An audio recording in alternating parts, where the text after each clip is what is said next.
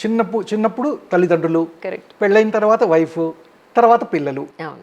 వీళ్ళ బాగోగులు first priority. మనం ఇన్ఫర్మేషన్ ఏదన్నా బయట నుంచి సొసైటీ నుంచి తీసుకోవాలి అంటే, ఎగ్జాక్ట్లీ. తర్వాత క్లోజ్ ఫ్రెండ్స్. దీనికి మించి లెటర్స్లో వాళ్ళు ఏమి రాయరు, మనకి అవసరమూ లేదు. పర్ఫెక్ట్. పేపర్స్ రావు, వచ్చిన దానికి కనెక్ట్ చేయలేము. కరెక్ట్. మీ జాబ్ ఏంటి? అవును, అంత ఫోకస్గా ఉండడమే పని. That's it. ఎందుకంటే అక్కడ మాకు టైం కూడా పెద్దగా ఉండదు. ప్రతిదీ పొద్దున్న నుంచి రాత్రి 9ంటికి పడుకోవాలి అంటే 9ంటికి లైట్స్ ఆఫ్, అందరూ నిద్రపోవాల్సిందే, తెల్లవారుజామున 4:30కి లేవాల్సిందే.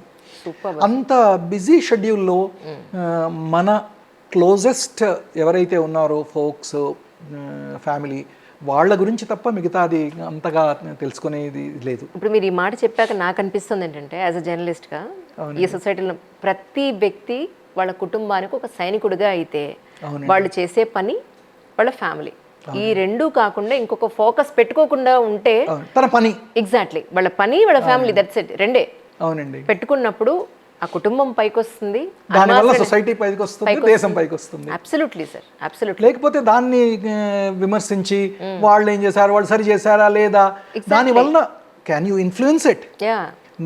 నీ వలన అది ఏదన్నా ఆ పరిస్థితి మెరుగుపడుతుందా? పడనప్పుడు let the people who are responsible for handling that situation, let them take the decisions. కానీ అంటే నేను ఈ ప్రశ్నతో ముగిస్తాను సార్. దేశ కాలమాన పరిస్థితులు చూసినప్పుడు, ఇప్పటి యంగర్ జనరేషన్ చూసినప్పుడు, చైనా తర్వాత అత్యధిక యంగెస్ట్ జనాభా ఉన్న పాపులేషన్ ఉన్న దేశం మందే అని అంటారు. దేశంలో 2వ స్థానంలో ఉంది అని. ఇంటర్నల్ అండ్ ఎక్స్టర్నల్ సిచ్యువేషన్స్ చూసినప్పుడు ఒక సైనికుడిగా మీరు ఏమనుకుంటారు? ఇండియన్ నేషనల్ క్యారెక్టర్ అనేది ప్రతి ఒక్కళ్ళలో ఉండి, దేశం, నేషన్ ఫస్ట్, దేశానికి నేనేం చేయగలను, నేను ఐటీ వాడినా, ఫైనాన్స్ వాడినా, బ్యాంకర్నా, డాక్టర్నా, ఇది సోషల్ యాక్టివిస్ట్నా, వీటి అన్నిట్లో దేంట్లో ఉన్నా కూడా నేషన్ ఫస్ట్ అని పెట్టుకుంటే మన దేశం ఎంతో అభివృద్ధి పొందుతుంది. ఎప్పుడైతే విశ్లేషించి అన్నిట్లో దాంట్లో షార్ట్ కమింగ్స్ వెతుకుతూ ఉంటామో, ప్రతి దాంట్లో షార్ట్ కమింగ్స్ వెతుకుతూ ఉంటామో, నెగటివిటీ స్ప్రెడ్ అవుతుంది. ఈ సోషల్ మీడియా దాన్ని ఇంకా ప్రోత్సహిస్తుంది. Exactly sir. నెగటివ్ వ్యూస్ని ఎక్కువ చదువుతారు, వైరల్ అవుతాయి. పాజిటివ్ వ్యూస్ని వాళ్ళు అంతగా ఇది చూడరు. ఎంత సిల్లీగా ఉందంటే సార్, వాళ్ళెవరో పెళ్లి చేసుకుంటేనో, వీళ్ళెవరో విడిపోతేనో, వాళ్ళ కుటుంబంలో ఏం జరుగుతుందో అని ఒక అసలు పర్సనలైజ్డ్ థింగ్స్ని వీళ్ళు చూడ్డానికి ఇంట్రెస్ట్ చూపించడం. అవునండి. పనికొచ్చేదానికి ఒక్కదానికి మనకి జనాలకి ఇంట్రెస్ట్ లేదు ఇక్కడ. యూత్ మీద ఇన్ఫ్లుయెన్స్ చేయగలిగిన వాళ్ళు తల్లిదండ్రులు, పేరెంట్స్, టీచర్స్, సొసైటీ, వాళ్ళు తిరిగే ఎన్వైరన్మెంట్, ఇవన్నీ పాజిటివ్ వే ఆఫ్ థింకింగ్కి హెల్ప్ చేస్తేనే మంచిది. లేకపోతే ఈజియెస్ట్ వే ఈజ్ హోంవర్క్ చేయకుండా ఇది మొబైల్ మీద ఆడుకోవడం, ఈ గేమ్ ఒకటి చూసి చేస్తాను, ఇది ఒకటి చూసి చేస్తాను అనడం, అవి మంచిది కాదు. కాబట్టి అందరూ, పేరెంట్స్ వాళ్ళ రోల్ ఉంది, ఫ్రెండ్స్ రోల్ ఉంది, టీచర్స్ రోల్ ఉంది, సొసైటీ రోలు ఉంది, మనల్ని మనం ఉద్ధరించుకోవడానికి. మనం ఎప్పుడు అనుకుంటాం అంటే సింగపూర్లో రోడ్లు ఎంత బాగుంటాయి, అక్కడ కొంచెం పడేస్తే $500 ఇది. మనం ఇక్కడ అంతటా రాసి ఉంటుంది, ఉమ్ము వేస్తే $500, వేసేవాళ్ళు లేరు. ఇది అట్లాంటివి చూస్తే బాధ కలుగుతుంది. అంటే as a society, as Indian, we should have a character of our own.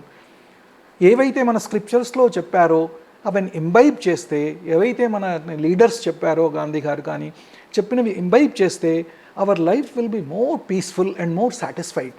True sir, true. కానీ పంజాబ్ లాంటి కొన్ని రాష్ట్రాల్లో ప్రతి కుటుంబం నుంచి ఒక సైనికుడు వస్తాడు అని చెప్పని విన్నాను సార్ ఎక్కడ.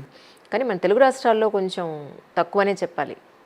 ఒక మాట ఇప్పుడు అవేర్నెస్ పెరుగుతోందండి, ఇది ఒక ఆపర్చునిటీగా తీసుకోవాలి. ఎగ్జాక్ట్లీ. ఇప్పుడు మీరు 10th ఇంటర్మీడియట్ సరిపోతుందన్నారు ఇందాక మీ క్వాలిఫికేషన్. ఎంతమంది పిల్లలు 10th ఇంటర్మీడియట్లో చదువులు ఆపేసి సైకిల్ షాపుల్లోనూ, పెట్రోల్ బంకుల్లోనూ పనిచేస్తున్న వాళ్ళు ఎంతమంది ఉన్నారు. సో ఈ క్వాలిఫికేషన్ చాలరా బాబు, ఒక ప్రయత్నం చేయడంలో తప్పే ఉంది సార్. అవునండి. కానీ దానికి అంతకుముందు ఫస్ట్ క్లాస్ నుంచి 10th క్లాస్ దాకా చదివింది, unless you are in one of the top ranks, UPSC ఎగ్జామ్లో నెగ్గడం, మెరిట్లో రావడం, ఇవన్నీ అయ్యే పనులా? పట్టుదల కావాలి. ఎగ్జాక్ట్లీ సార్, పట్టుదల కావాలి. పట్టుదల కావాలి. ఎగ్జాక్ట్లీ. 10th వరకు నేను ఏ ఫీల్డ్లో వెళ్ళినా కూడా దేర్ ఇస్ కాంపిటీషన్. కాంపిటీషన్ ఉంది కాబట్టి I have to XL. 10th అయిన తర్వాత 12th అయిన తర్వాత ఎక్సెల్ అవ్వడం అనేది కాదు. ఇప్పుడు ఎక్సెల్ అయితేనే you will have the basic knowledge. ఎందుకంటే ఆ కాంపిటీషన్ అనేది అందరూ 10th క్లాస్ వాళ్ళలోనే, అందరూ 12th క్లాస్ వాళ్ళ తర్వాతే అవుతోంది. వాళ్ళలో మీరు బెటర్ ఉంటే మీరు ఎగ్జాక్ట్లీ సార్. అంటే దిక్కుమాలను చదివిన వాళ్ళ గురించి నేను మాట్లాడట్లేదు. ఏదో నామకే వస్తే స్కూళ్ళకి కాలేజీలకి వెళ్ళే వాళ్ళ గురించి మాట్లాడలే. ఎవరైతే నిజంగా కష్టపడి చదివి మార్కులు తెచ్చుకున్నారో, నా దగ్గర డబ్బు లేదు, నేను ఇంకా ఫర్దర్గా చదవలేకపోతున్నాను, నా ఫ్యామిలీ సపోర్ట్ లేదు, నేను చదువుకోలేకపోతున్నాను, వీళ్ళకి ఈ ఇన్ఫర్మేషన్ రీచ్ అవ్వాలి. అవునండి, ఇలాంటి అవకాశం ఉంది. నువ్వు డిగ్రీలు పీజీలు అందుకనే పని లేదు.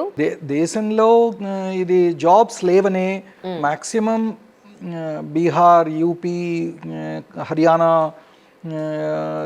ఇది మధ్యప్రదేశ్, రాజస్థాన్, పంజాబ్, వీళ్ళ యూత్ అందరూ first choice is arm forces. Perfect. ఎందుకంటే ఇక్కడ లంచం లేదు, మెరిట్ మీద సెలెక్షన్ ఉంటుంది, ఎవరికి పైరవీ చేయక్కర్లేదు, ఓపెన్ టోటల్ ట్రాన్స్పరెన్సీ సిస్టమ్.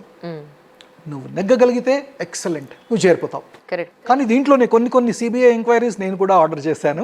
ఎందుకంటే అంతటా ఇది అంత ట్రాన్స్పరెన్సీ ఉన్నా కూడా ఎక్కడైతే అవకతవకలు అయ్యాయో అవి నేను ఒక టీమ్ని సిబిఐ ఎంక్వైరీకి అప్పగించాను. వెంటనే దానికి there is no scope for any corruption in selection process. దాన్ని ఇదేంటి చెప్పు కింద నలిమి వేస్తే తప్ప, లేకపోతే రైట్ మెటీరియల్ రారు. ఎగ్జాక్ట్లీ. రైట్ మెటీరియల్ లేకపోతే దేశ భవిష్యత్తు పాడైపోతుంది. మొన్న యూపీఎస్సీ ఇది చాలా బాధ అనిపించింది సార్. ఎంతో నమ్మకంగా ఉన్న యూపీఎస్సీ బోర్డులో ఇలాంటి ఫేక్ సర్టిఫికెట్స్ని పెట్టి ఎలా యూపీఎస్సీ సాధించేశారనేది, అంటే ఎవరు అక్కడ నిద్రావస్థలో ఉన్నారు అనేది బాధాకరం అనిపించేసింది. ఇదంతా కంపేర్ చేస్తే ఇది క్యారెక్టర్, చరిత్ర.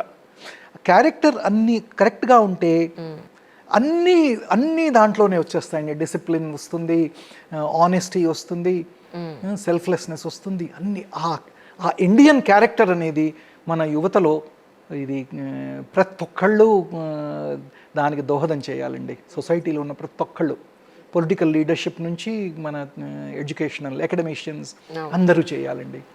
కాంపిటీషన్ ఉండాలి, కానీ ఆ కాంపిటీషన్ పాజిటివ్ వేలో ఉండాలి. ఎగ్జాక్ట్లీ. నిజాయితీతో కూడుకున్న కాంపిటీషన్ అయితే చాలా బాగుంటుంది. అంతే, ఇప్పుడంతా డబ్బు వెనకాతలు పడ్డమే సరిపోతుంది సార్ మనుషులకి. అవునండి, డబ్బు will not give happiness to ever. డబ్బున్న వాళ్ళని అడిగినది are they happy, we don't know. Exactly. ఎవరో చెప్పినట్టు ఎంత డబ్బు సంపాదించినా అల్టిమేట్లీ ఏమంటారు, ఒక భగవంతుడి ముందు కూర్చుని నేను మెడిటేషన్ చేస్తున్నాను, లేదంటే నేను యోగా చేస్తున్నాను, లేదంటే నేను ప్రశాంతంగా బతకాలనుకుంటున్నాను మొక్కల మధ్యలో, ఇది అల్టిమేట్గా చెప్పే ఆన్సరు. ఎంత కోట్ల రూపాయలు, క్రోర్స్ ఆఫ్ రూపీస్ సంపాదించినా సరే దేనివల్ల ఏం ఉపయోగం లేదు సార్. ఇవాళ మనిషి రేపు ఉంటా ఉండమో తెలియదు. సో దేనికోసం తాపత్రయం అనేది, ఉన్న రోజులు హ్యాపీగా నిజాయితీగా బతికితే అంతకు మించిన అదృష్టం ఇంకేం కావాలి సార్. నిజంగా మీలాంటి సైనికుడిని ఈరోజు కలవడం నా పూర్వజన్మ సుకృతంగా భావిస్తున్నాను. Thank you so much for your time sir. నిజంగా సుబ్రహ్మణ్యం సార్, మీకు చాలా రుణపడి ఉన్నాను. ఇంత మంచి కాన్వర్జేషన్ ని నేను సొసైటీకి ఇవ్వగలిగాను. That's more than enough. Thank you so much sir. మీకు కూడా thank you sir. Thank you for this opportunity to share my thoughts and my life. The way I have seen only positive aspects of life sir. And negatives వచ్చినా కూడా దాన్ని just ignore, since it is not affecting us or we can't change it. So whatever we can change, we should change. Yes. To build a better India. True, sir. Vikasit Bharat. These days it is the Vikasit Bharat. True. 2047. That is what we are looking forward to. అవును, ఇప్పుడు retirement తీసుకున్నారు సరే, ఆగండి కంగారు పడకండి. అసలు విషయం మర్చిపోయారు. ఇప్పుడు రిటైర్మెంట్ అయితే ఇప్పుడు కూడా మీరు పోస్టింగ్లో ఉన్నారు కదా సార్, తెలంగాణ అండ్ ఏపీకి? లేదండి. లేదా? దాని నుంచి కూడా బయటకు వచ్చారా? రైట్ రైట్ రైట్ అండి. సో ప్రస్తుతానికి మీరు చూస్తే మీరు ఇలా ఖాళీగా ఉండేట్టు నాకేం కనిపించట్లేదు sir. What are you doing now? తల్లిదండ్రుల సేవ ఆర్మీలో ఉన్నప్పుడు చేయలేకపోయాను. రిటైర్మెంట్ తర్వాత తల్లి కింద ఇది బెడ్ మీద ఉంది, ఇది బెడ్ రిటర్న్ రీసెంట్గా ఇదైంది. సో వాళ్ళని చూసుకోవడం, వాళ్ళతో పాటు టైం స్పెండ్ చేయడం, హెల్త్ ఇష్యూస్ వాళ్ళవి హ్యాండిల్ చేయడం, ఇవి నేను చేస్తున్నది. ప్లస్ పిల్లలు, వైఫ్తో పాటు కూడా ఎక్కువ ఉండలేకపోయాను, టైం లేకుండే. ఇప్పుడు ఆవిడ ఏది అంటే okay I'm there for you, time లేదు అనడం ఇప్పుడు లేదు ఇంకా. ఇప్పుడు వీలుపడదు. Now you are enjoying your personal life totally. Yes అండి, and I'm very happy about it. True.